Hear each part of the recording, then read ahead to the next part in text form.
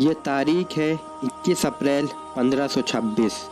دلی سے 90 کلومیٹر دور ہریانہ میں پانی پت کے میدان میں ایک بڑی جنگ کا آغاز ہونے جا رہا ہے۔ آج دو بڑے خاندانوں اور تاریخ کے دو بڑے سلطانوں کی زندگی اور موت کا فیصلہ ہونے جا رہا ہے۔ اس میدان سے واپسی کا کوئی راستہ نہیں ہے۔ ہارنے والے کا مقبرہ اسی میدان میں بنے گا۔ ایک طرف مغلوں کا سلطان ظہیر الدین محمد بابر ہے، جو کہ امیر تیمور کی اولاد میں سے ہے اور اس کی ماں کا نسب چنگیز خان سے ملتا ہے، یعنی ماں اور باپ بابر کو دونوں طرف سے ہی پیدائش سے ہی بہادری ملی ہے۔ وہیں دوسری طرف پٹھانوں کا لودھی خاندان ہے، جس کا سلطان ابراہیم لودھی ہے، جو کہ لودھی سلطنت کا آخری سلطان ہے۔ بابر کبھی سینٹرل ایشیا کے علاقوں فرگانہ اور سمرقند کا حکمران ہوا کرتا تھا، جو اب ازبکستان کا حصہ ہے، لیکن بابر کے رشتہ داروں نے اسے اس کے علاقے سے نکال دیا۔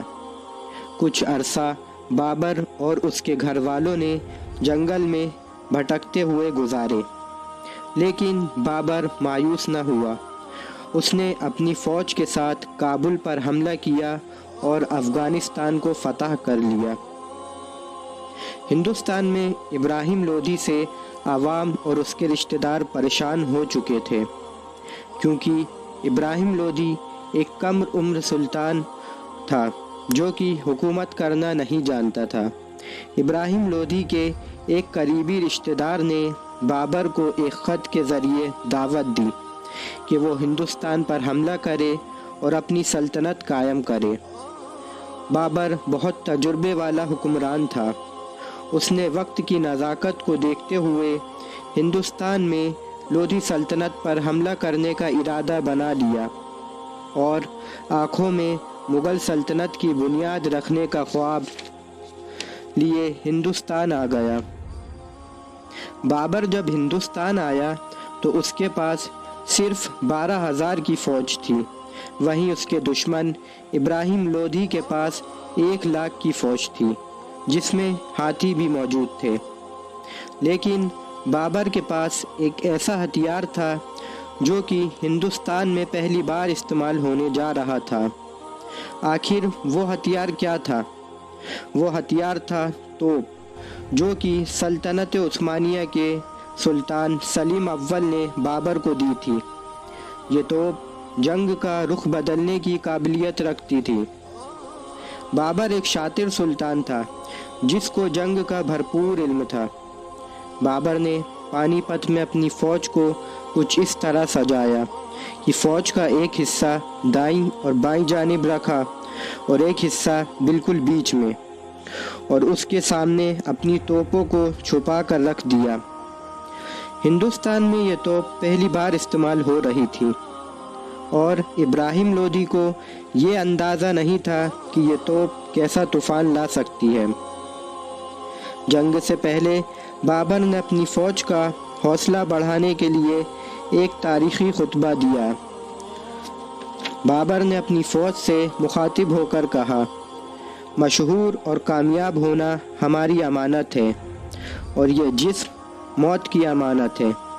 اس سے پہلے کہ موت آئے اور لے لے جو اس کی امانت ہے، چلو ہم چل کر وہ لے لیں جو ہماری امانت ہے۔ یہ خطبہ سن کر بابر کی فوج کا حوصلہ پہاڑ کی چٹانوں کے جیسا ہو گیا اور فوج بھرپور جوش میں آ گئی۔ وہیں ابراہیم لودھی جب پانی پت کے میدان میں اترا تو بابر اپنا جال بچھا چکا تھا۔ ضدی اور نااہل سلطان تھا جسے جنگ کا بالکل بھی علم نہیں تھا۔ اس نے دیکھا کہ بابر کی فوج کی تعداد کم ہے، تو اس نے اپنی فوج کو کھلے طور پر بابر کی فوج پر حملہ کرنے کا حکم دے دیا۔ ابراہیم لودھی نے جنگ کی شروعات ہاتھیوں کے حملے کے ساتھ کی۔ جب ہاتھی آگے بڑھے تو بابر کی توپوں نے حملہ شروع کر دیا۔ توپوں کے حملے اور آواز سے ہاتھی اپنا ہوش کھو بیٹھے اور پاگل ہو گئے۔ اور الٹے پیر واپس ہو کر اپنی ہی فوج کو کچل ڈالا۔ یہ دیکھ کر بابر نے اپنے گھڑ سوار فوج کو حملے کا حکم دیا۔ یہ حملہ اتنا زوردار تھا کہ لودھی کی فوج میں بھگدڑ مچ گئی۔ جب ابراہیم لودھی نے جنگ ہاتھ سے نکلتے دیکھی تو وہ خود لڑنے آ گیا، جہاں اس کے وزیروں نے اسے مشورہ دیا کہ آپ واپس دلی سلطنت چلے جائیں، لیکن وہ نہیں مانا۔ وہ کہتے ہیں نا، بہادری اور بیوقوفی میں ذرہ برابر فرق ہوتا ہے۔ ابراہیم لودھی بابر کی فوج سے جا بھڑا اور مارا گیا۔ جب ابراہیم لودھی کے مارے جانے کی خبر پھیلی تو اس کی فوج بھاگنا شروع ہو گئی۔ بابر نے پانی پت کی پہلی جنگ جیت لی تھی اور دشمنوں کے کھوپڑیوں کے مینار بنا کر ہندوستان کو یہ پیغام دے دیا تھا کہ اب سے ہندوستان کا سلطان میں ہوں۔ اس طرح بابر نے ہندوستان میں مغل سلطنت کی بنیاد رکھی۔ بابر نے ابراہیم لودھی کو وہیں پانی پت میں دفن کیا۔ جنگ جیتنے کے بعد بابر بڑی شان و شوکت کے ساتھ دلی چلا آیا، جہاں سب سے پہلے وہ حضرت شیخ نظام الدین اولیاء رحمۃ اللہ علیہ کی درگاہ پر حاضری دینے گیا۔ دلی کی جامع مسجد میں بابر کے نام کا خطبہ پڑھا گیا۔ دلی سے بابر آگرہ کی طرف روانہ ہوا، جہاں اس کا بیٹا ہمایوں پہلے سے ہی اس کے استقبال میں موجود تھا۔ ہمایوں نے بابر کو کوہ نور پیش کیا، جو کہ گوالیار کے راجہ وکرماجیت کے خاندان کے پاس تھا۔ بابر اپنی کتاب تذکِ بابری میں لکھتا ہے کہ یہ کوہ نور کا ہیرا اتنا نایاب اور قیمتی ہے کہ اس کی قیمت آدھی دنیا کے برابر ہے۔ یہ ہیرا بابر نے ہمایوں کو ہی تحفے میں دے دیا۔ اس طرح بابر نے ہندوستان میں مغل سلطنت کی بنیاد رکھ دی۔